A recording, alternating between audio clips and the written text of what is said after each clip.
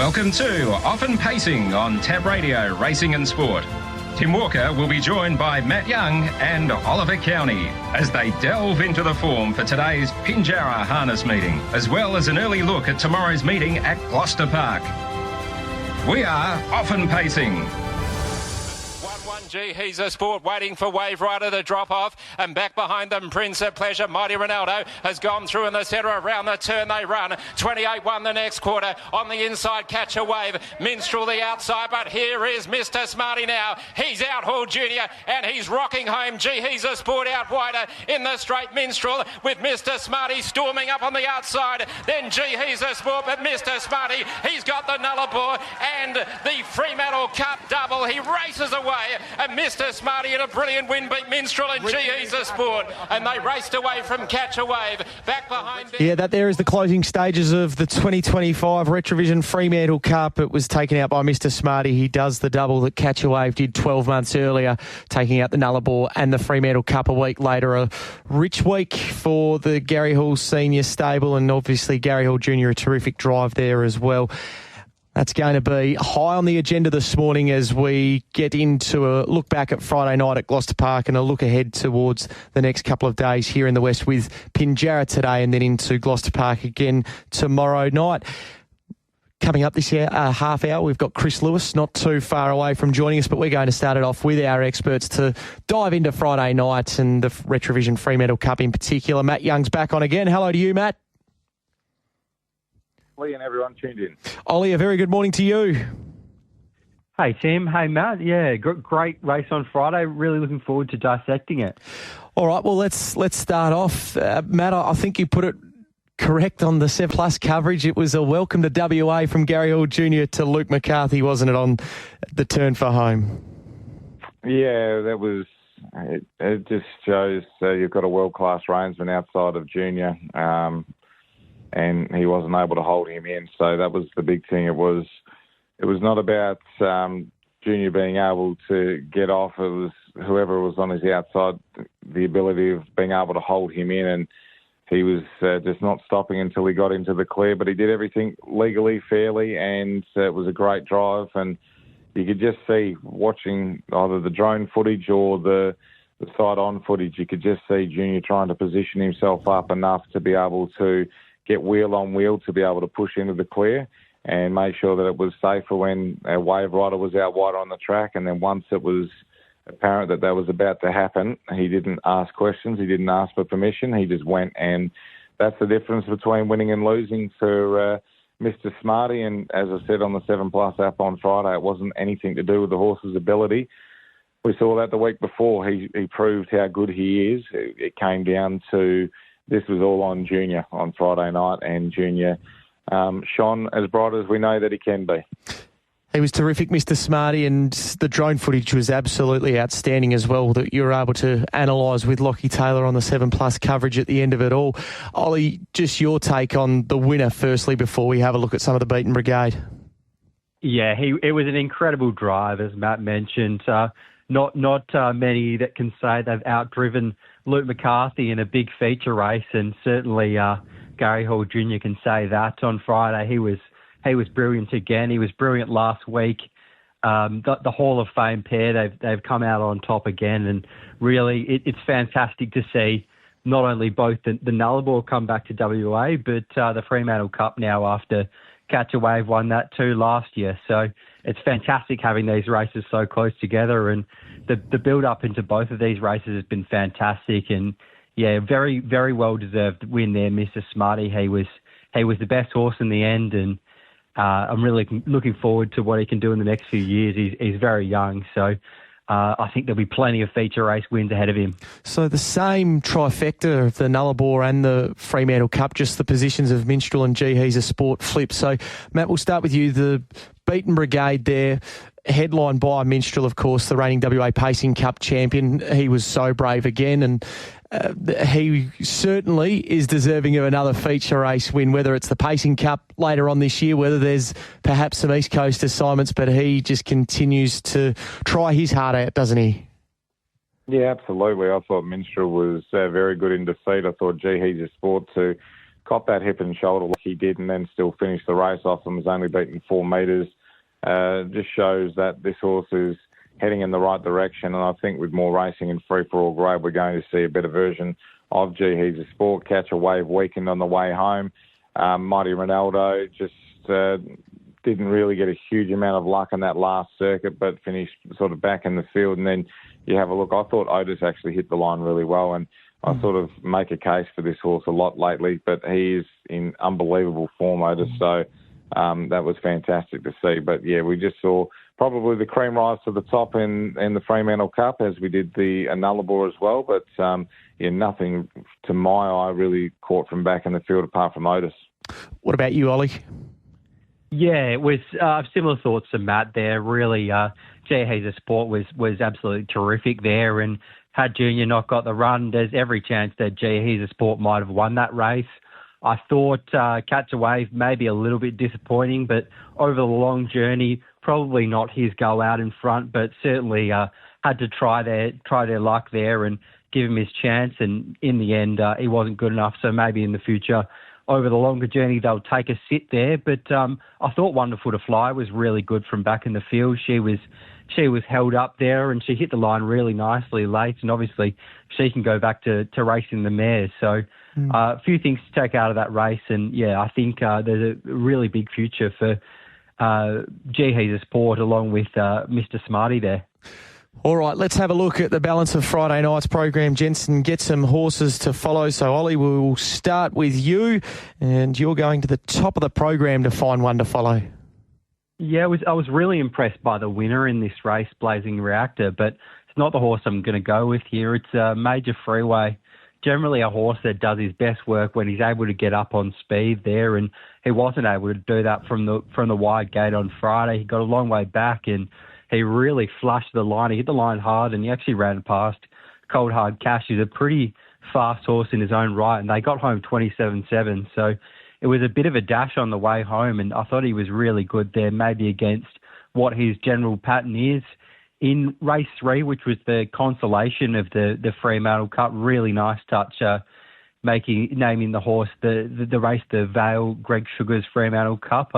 Fantastic to honour, a champion of the sport there. Out of that race, I thought that Paul Edward was really good in behind them. He didn't have the clearest passage and he was looking for runs late, and he was really good. And it's probably a stronger race as he's taken on recently. They went pretty solid time throughout, and he was still looking for runs late. So really impressed by his run there. And then in race 6, I think Matt's going to agree with me on this one. I thought Jackie Daniels was terrific there. She was super her last start at Pinjarra. They ran really fast time there, and Star Casino's a nice horse, and she wasn't beaten far by him. So I think she's run another really good race there on Friday. She's hit the line hard after probably not beginning as well as she can, and I think there's certainly a race for her soon. Matt, it's been a good week for Jackie Daniels. Yeah, she's really come on nicely. That was an even better run than the Pinjarra effort. So, look, I think she's going to be really, really hard to beat going forward, and I think she's getting better equipped at the standing starts as well. But we got to watch the drone footage, and she really didn't get out until too late. So there's 2 horses from that race that I wanted to highlight on. That was one, Jackie Daniels, and Sky Lou was the other. He was so far out of the picture for most of the way, and then he finished in 3rd place. Like, his performance was unbelievable. A lot of people will understand, obviously, Sky Lou's a good horse, but to do that off 50 metres to then lose more ground and then catch the field, it wasn't like they just dawdled around. I thought his run was absolutely outstanding. So Sky Lou's probably going to be well found in a market going forward, as long as he hasn't taken any harm from that run. But as we know, Gary Hall senior runners do go into the races pretty fit.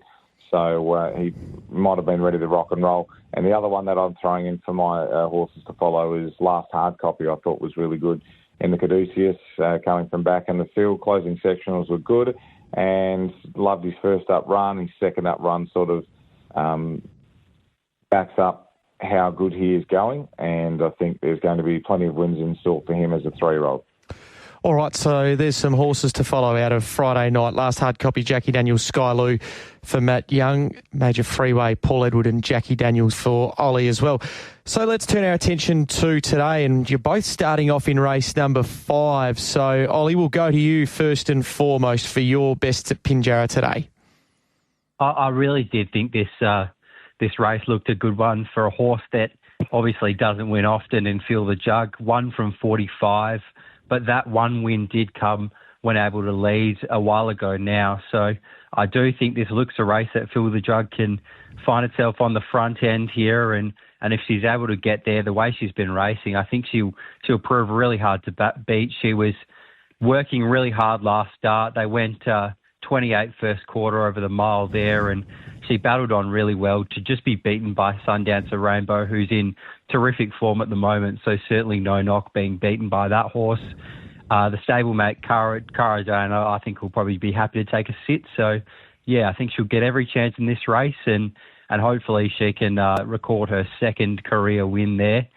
Onto the 7th race, I thought there was another one that could find the front here and prove really hard to beat in Seagrass. As Matt mentioned on the preview earlier, the double claim here sees her really well in. She gets down to an NR 55, which, yeah, she's very, very well graded in this race. I think she can work to the front. Era probably happy to hand over in the early stages, and if she's on the front in this race, it's really hard to see anything beating her with all the main dangers drawing to her disadvantage. So I think she can lead and she can win that race. And then in race 8, another one, we'll hopefully go three from 3 with horses that'll lead and win. I thought Raja Rocks found a really suitable race. He has been in pretty good form this time in without having won recently. He's been in the placings thereabouts, and he looks to have found a race where he's drawn to advantage over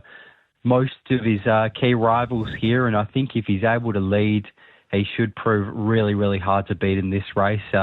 Last time he led, it was probably a bit of a stronger race. Great Boulder won, and Blame It on the Night was second there, and they're pretty classy horses. So I think this looks a bit easier.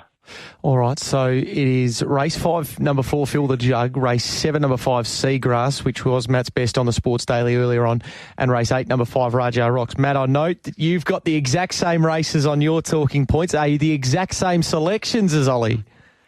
Yeah, well, Fill the Jug's definitely on top in race 5, so yeah, agree with that one. I think she can work her way to the top, and I like the way that she had to burn off the arm last start, and it was only over the mile, but she still had to burn off the arm, and she still finished the race off really well, which I think is a good sign of where she's at, and she's ready to win again. So Fill the Jug for me, and I think her only win, I was very confident that she would win that day at Bunbury. Mitch Miller drove her, so I'm hoping that confidence that I have about her today can result in a victory, so hoping for the team. Race 7, Seagrass, very confident on Seagrass. I thought she would run to the lead and she'd be incredibly hard to beat there. And in race number 8, I'm going outside of Raja Rocks just because I thought there could be a little bit of speed on in the event underneath. But yeah, it'll be interesting to see. So I thought you could play Smoky Shadow on an each way basis. He's probably too short now, $4.80. That seems a little bit short in the market. So Allwood Mac would have been the other one I would have played as well. So those were the two predominantly I thought could beat Raja Rocks. It'd be interesting to see if Raja Rocks does find a cheap lead. He's going to be very hard to beat, but we'll go race 8, number 6 and 7 each way. And then race 7, number 5, Seagrass to win, and race 5, number 4, Fill the Jug to win. All right, that is for Matt today at Pinjarra. Let's turn our attention to Gloucester Park, and I see as well, gents, that you've got the same races on your agenda here. So, Matt, race 1 and 6 are your two, and Ollie will get his thoughts on these two races after you've had a go.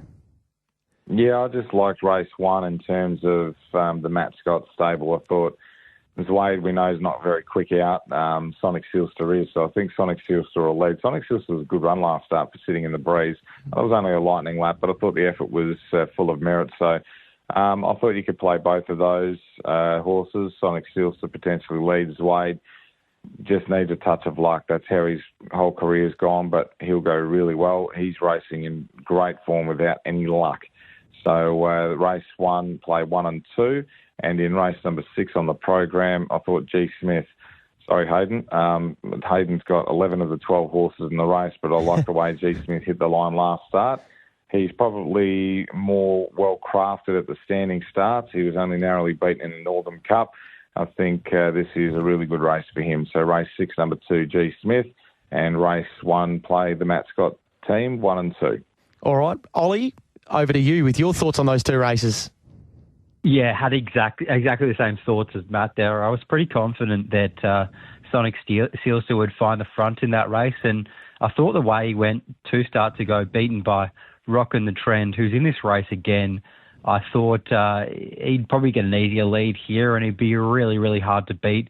Rockin' the Trend is certainly a danger there, inside back row, but it's just a question mark as to whether he gets out or not. If he gets out, he's a big danger, but hopefully we can keep him locked up there, and Sonic Sealster can lead and win. And then in race 6, exactly the same thoughts as Matt. I thought G. Smith was a terrific chance in this race. He loves the stand starts, and he can really fly away in the early stages. So I thought he could lead. He likes to bowl along a little bit. He can do that, and hopefully he can just be too good. There is a horse actually I quite like as a horse in this race, Del Boca Vista Bay. So he could be worth something at a price off the 10-metre handicap first up. I've always had a bit of time for him. He's a nice little sit sprinter. So, but I do think G. Smith looks the one to beat. All right, for Ollie there in race 6 as well as Sonic Sealster in race number 1. All right, gents, good work today. Ollie, hopefully there's a few winners over the next couple of days for you, and we look forward to catching up with you again next week. Thanks, Tim. Looking forward to it. And Matt, Racing WA Harness X page will be the place to be for all of the pre-race interviews today. Cheers, mate. All the best. There is Matt Young and Ollie Cownie. And don't forget, Matt Young will be back on the Sports Daily tomorrow morning from 8:45. Quick break. Chris Lewis, he's next. You are listening to Off and Pacing on Tab Radio, Racing and Sport. It is great to have your company this Monday morning, approaching 25 minutes past 9 o'clock. We've got a few more minutes of Off and Pacing before we get stuck into race day, and I'm looking forward to the next few minutes as well because Chris Lewis is our next special guest on the program this morning off the back of a really nice performance from Little Darling on Friday night to round out Retrovision Fremantle Cup night. Chris, a very good morning to you. Good morning, listeners. Great to have you on the program and great to be talking about a mare that's racing so very well at the moment. Obviously, an Emperor Stakes winner start prior to Friday night and then just adding another string to the bow on Friday night just gone. What did you make of the performance of Little Darling? Yeah, like I said, she has got versatility and she had to use it Friday night because she breezed. And she did a great job. Yeah, she's just gone forward, and Barry's been maintaining her in great form. She certainly has. You talked about having to breeze, and that's how it did look on paper. Obviously, with the Oaks winner having the draw advantage on you. I asked you post-race, just adding these strings to the bow, Chris, and she's becoming one of the more consistent mares here in the West at the moment. And what's a pretty good batch of mares, it must be said, that we do have. Yeah, I think we've got a really good bunch of mares, but and she's just one of those, one of the better ones. And if she gets her opportunity, she's always going to be thereabouts. When were you confident that you had Stewie's mare covered?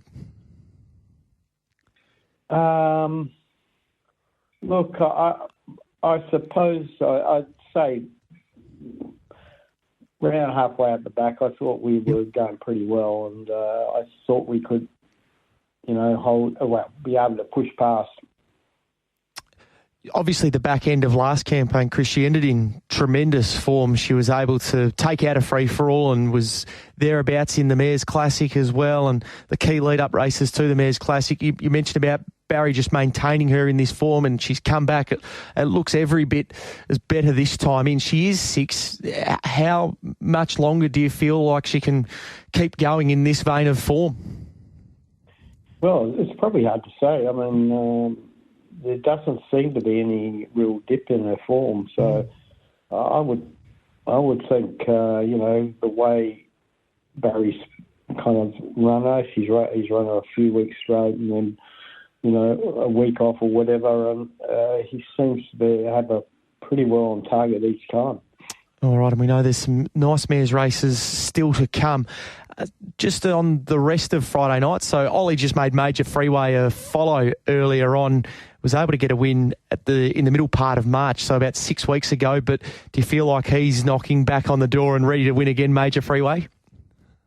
Yeah, look, he's going good, very consistent type of horse, and he's just got to wait his turn a little bit to get the right draw or the right run or the right way a race is run. But he's been finishing on very well every start, really. And he's come off 8 on Friday night and finished 5th in quite a good field. And they ran good times.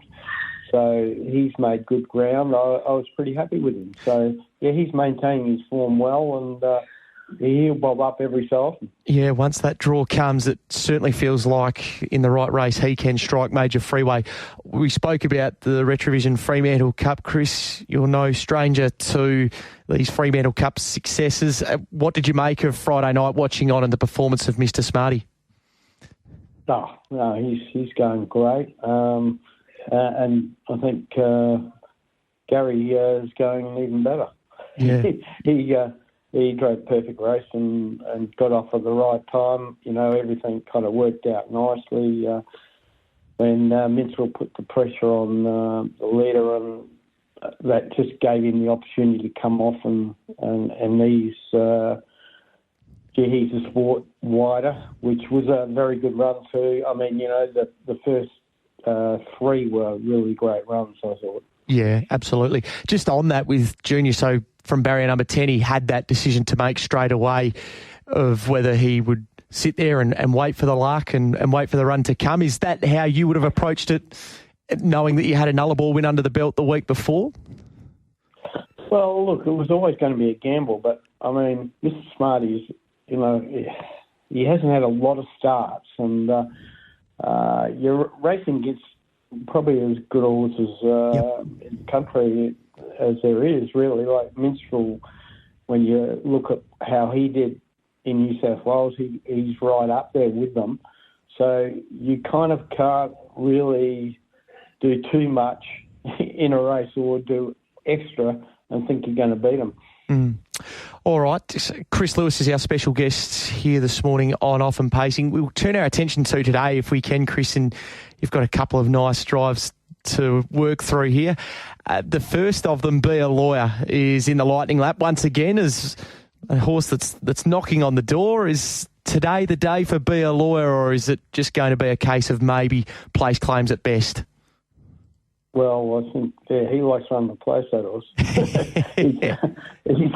He's just, I don't know whether he's destined to win another one, but he will eventually. And like today could be his day or it could be next week. But, he's running consistently. Dave's got him going nicely. And, you can pretty well say he's going to do his best, and he's definitely an each-way chance. Okay, what about Chambray from the back row draw? Would top 4 or top 5 be a pass mark here? I think so, yes. Yep. Chambray's going okay. Probably just needs that better draw.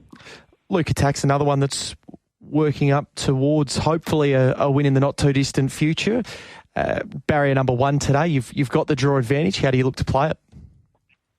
I would just come out. Yep. Like he ran pretty good last start, I thought, all things considered, and suitable for this type of race.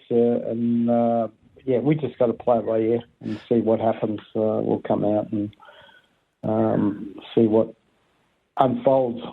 All right, and would you be hoping off what we saw last time in with Sugar Delight racing really well in some of the fillies races, coming back as a mare, this is the right starting point for her today in race number 9?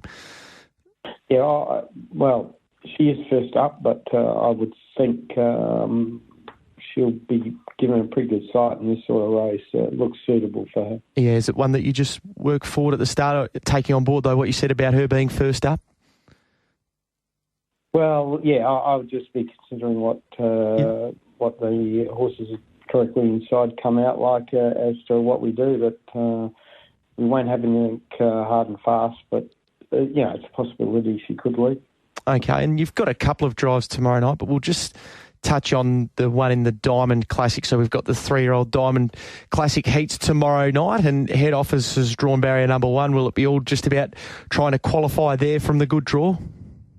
Yeah, I think so. Yep. I think, at least we have got a decent draw to work with, and that should keep us in, in the running, I think, to get a qualifying position. Fantastic. Chris, appreciate your time this morning. We look forward to catching up with you again very soon. All the very best today and also going forward as well with the mare Little Darling that was terrific on Friday night. Thanks very much. Much appreciated. Chris Lewis with us on the program. Great to be able to spend a couple of moments with him to round out Often Pacing for another week. So busy day today, 10 races down there at Pinjarra. All of the action here on Tab Radio Racing and Sport from 11:57, the first of 10. And then, as mentioned, the Diamond Classic heats tomorrow night for the 3-year-old fillies. 2 of them, races 2 and 3 on the program. So make sure you stay tuned to Tab Radio as well as the Racing WA Harness X page for full previews of them. Now, we've got racing today coming our way from Ipswich and Gunnedah. So on the other side of the break, we'll pick up the preview of Ipswich with Brodie Nixon. So stay tuned for that. Thank you for listening in this morning to Often Pacing. We'll be back to do it again next Monday morning. And don't forget, tomorrow morning, the Sports Daily back on air from 5:30.